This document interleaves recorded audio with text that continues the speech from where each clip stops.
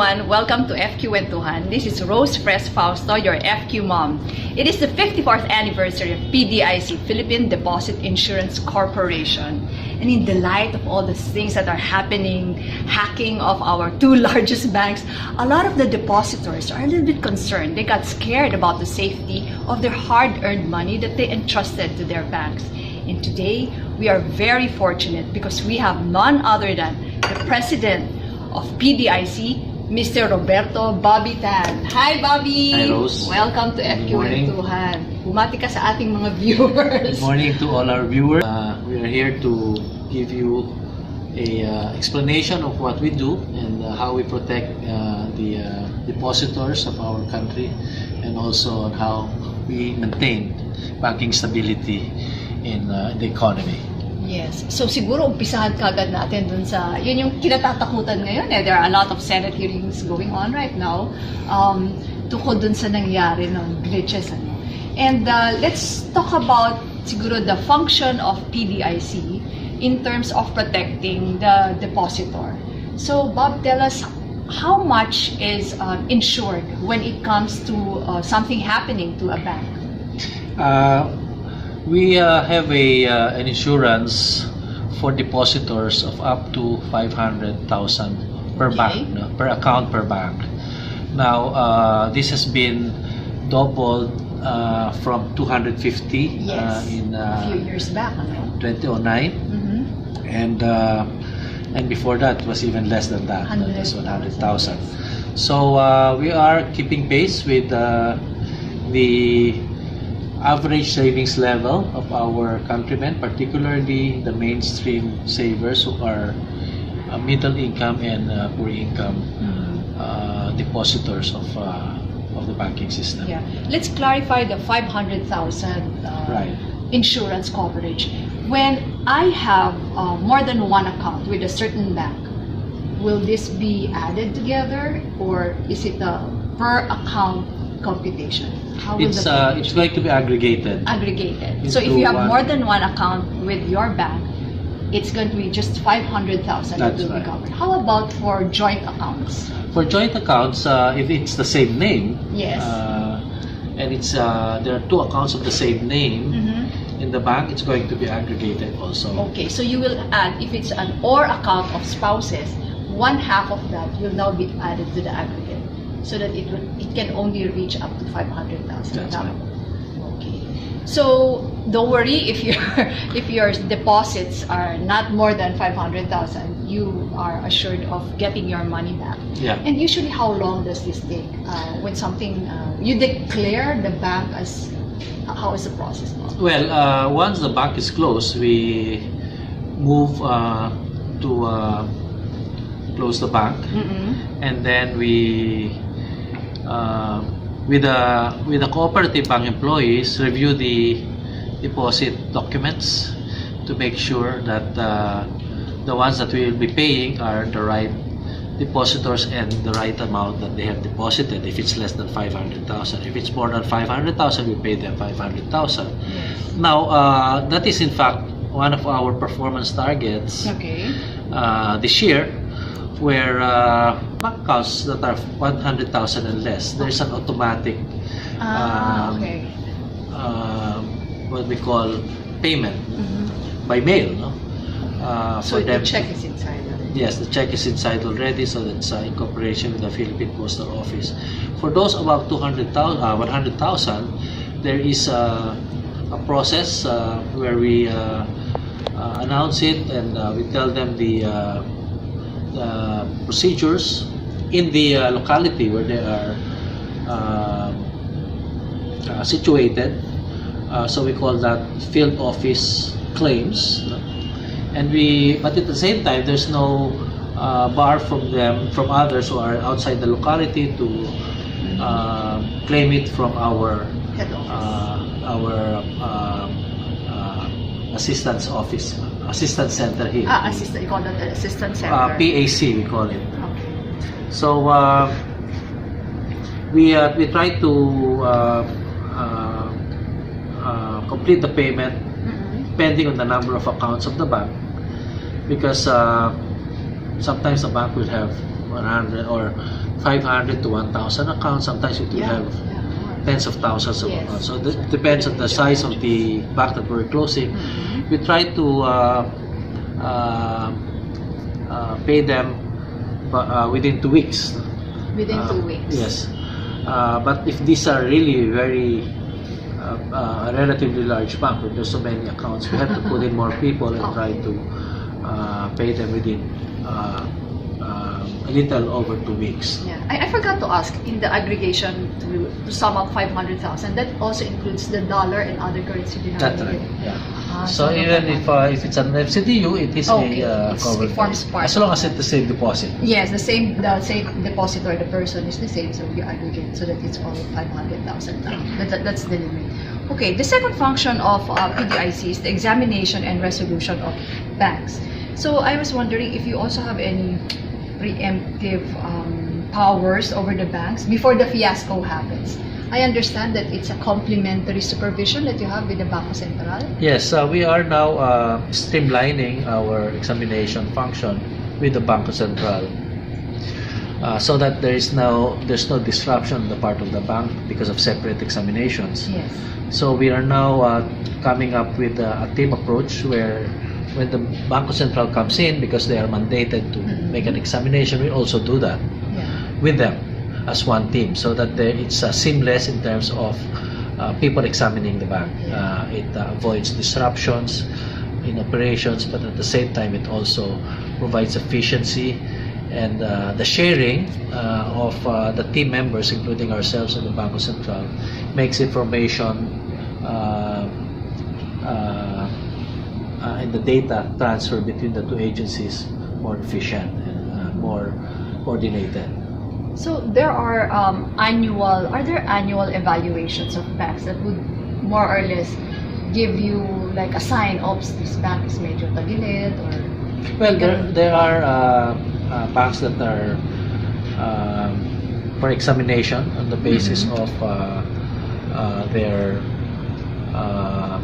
one, because they have not been examined for a long time, or whether there is some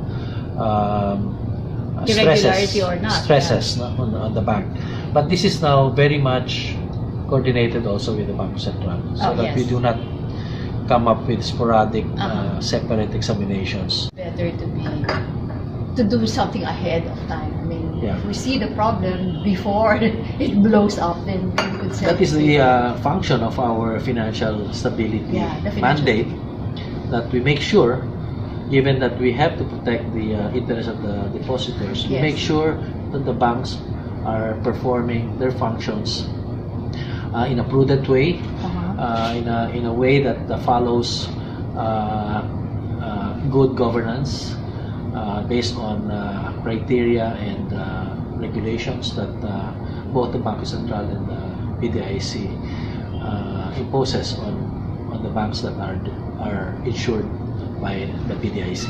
When smaller banks try to offer their clients really out of the market higher interest rates, is that like a telltale sign for you to look at na bakit ang taas ng binibigay na interest ito? Because I would hear about this, some banks, the smaller ones would be offering mas attractive rates, tapos nalulure naman yung mga ibang depositors natin, especially those not in the know. So yun po ba? Tinitingnan that is one sign that there may be some stresses, as you call it. Excessive aggressiveness on the part of the bank to lure depositors. No? But there are other signals that or signs that we have to put together to make sure that it is because of a purpose that is not to the interest of the depositors and even for the bank. Yes. So in terms of giving a little bit of a warning to our depositors, ano po ba yung mga dapat nilang iwasan? Pag biglang nagsabi na, ang interest namin dito is double that of the large banks, medyo matatakot na po ba dapat sila? Yes, they have to be careful, they have to be vigilant, and they have to, if they're in doubt, they should ask. Who do they ask? They can ask our assistance center. Okay. They can ask, I'm sure the Bangko Sentral has also customer assistance services to the public, where they can ask questions, and even ask about the bank.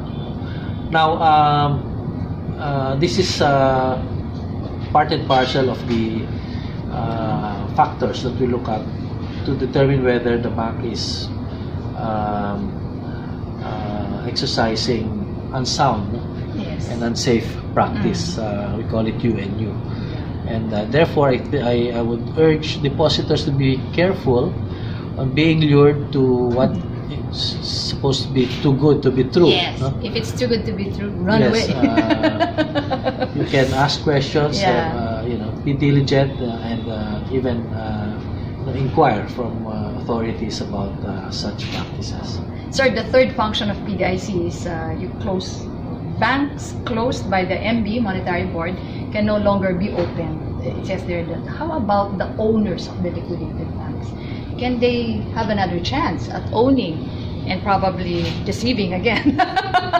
Well, po bang ano doon? No, after the bank is closed, Yes. there is an assessment of the assets and the liabilities.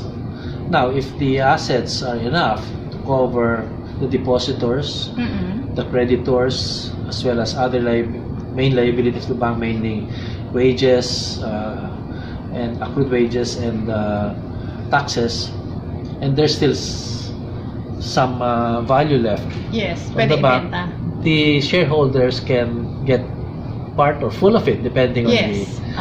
depending on what is in excess of what I already But mentioned. a closed bank can no longer be open. It cannot be opened anymore. Yeah. So my question was, how about the owners of this closed bank? Okay, Can they own again? That's a good question. When a bank is closed, there's also an examination on the practices of management and the shareholders of the bank.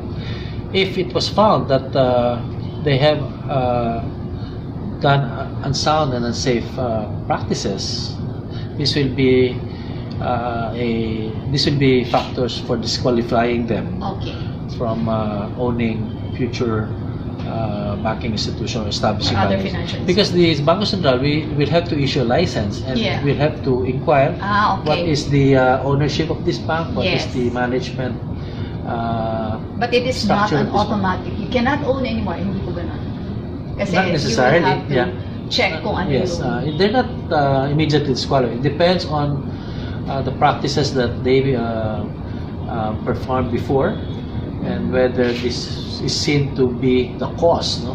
Yes. Or the root causes of the bank failure. Yeah. Another question, sir. If an existing bank and there's this guy who was found to be maliciously involved in the closure of a bank, tries to buy, kasi hindi na new license no? So he tries to buy into an existing bank. Does the Bangko Sentral or the PDIC also have a say in saying, no, you cannot allow this guy to buy into your existing Yes, bank? there is a reporting procedure and they have to be, this goes through the Bangko Sentral filtering process. Sige, sir. So, ngayon, kasi sir, lahat ng mga nagiging guest ko dito, tinatanong ko sila ng kanilang childhood money memory. Meron po ba kayong gustong i-share sa mga viewers natin kung ano ba yung childhood money memory ni Bobby Tan? Well, when I was still younger, meaning in high school, I was just spending money because I did not really feel that it was not enough. And when I was in college and I had other expenses, meaning I was already dating, I was already... Ateneo po, di ba? Opo. Pareho tayo sa I was already going out with a lot of friends, eating out. Yes. You realize that the money being given to you It's not enough. is not enough. So you have to, in a way, come up with a budget and compare this with your supposedly revenues or income. And you have to make sure that your budget is enough to, or your revenues or income is enough to cover your budget. Because I think that's the first step. I think you should look at your income first and then how much can you spend, rather than Did you how have- much do you want to spend, And and then then- look at your income. Did you have to borrow to go on a date? Well, not really borrow, I think. Well, what Ask you call, for additional what you allowance. probably say overnight borrowing. Where if you have a date and then suddenly it's not enough, I borrow from abono by my friends, and then next day, immediately in the morning, once I get my Overnight, income, I pay. That's, I think, very important. You have to pay Right your debt away. You have to be a good as soon as you credit. can. Yes. But of course, this is for simple spending. But I think that's very important that when you borrow, you pay it on time, so that you maintain your credibility. Opo. So yun bang, ano yung FQ report tip niyo naman sa viewers natin? Kuripo tips. Well, I think if for me, if just spend enough for your basic needs, Yeah. and if you have excess income, which means savings, I would try to invest it in income earning investments, particularly financial securities which are safe and secure. Yeah. And that is, I think, the best way to take care of your money. Incidentally, PDIC has a lot of financial literacy programs as well. Sir. Yes, we have. We are, of course, on an ad hoc basis when there are requests for lectures on financial literacy, we do that. But we're also and you do part. it for free.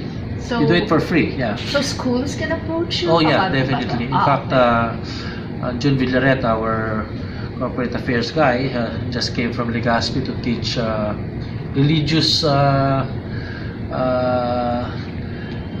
people, really? priests, on savings tips and investment tips. We also, of course, have our cooperation with the Bangko Sentral, Insurance Commission, Yes. and GSIS and SSS. We are part of this Financial Stability Forum, where we have projects for financial inclusion and financial literacy. And I think that's very important for the banking public to be able to invest their hard-earned money in a safe and secure way. Yeah, I'm looking forward to working with you on your projects. This afternoon, I'll be giving a talk to your employees about Yes. how to raise children to be financially responsible. So, sir, maraming salamat po, Thank you very and much, please po. join me in wishing our viewers cheers to high FQ. So I would teach about different finance matters in easy to understand language. So I've also interviewed the Streams, Hansika, all the way to Viola Pascual. Kaya sir, dapat gwapo pa rin yung ngayon. So, kilala niyo si Piola, di ba, sir? I've heard of him. Matteo Guidicelli. Matteo Guidicelli, yung bagets. He's now the... Yeah. Oh, he's a... Pero parang may athlete. controversy yun, di ba? Hindi yan. Wala naman controversy sa mga love affairs niya. Sarah G. Sir, ang sabi po ni Sarah, they're good. They're good. Close kayo. Can I offer you anything? I just have water, sir. Yung coffee ko. So, and probably you can also discuss a little bit of the functions of PDIC so that our viewers would know how to be protected in case something happens to that. And then I would ask you for your childhood money memory, if that's okay, because when I teach about FQ, Financial Intelligence Quotient, I always tell them that a big part of how we relate with money now has something to do with ganon. Napangiti. And then, an FQ report tip, meaning to say, yung mga tipid-tipid. And then together, at the end of this short interview, we would say, cheers to high FQ, we raise our mugs. Okay. Is that okay, sir? Yeah. join me in wishing our viewers cheers to high FQ.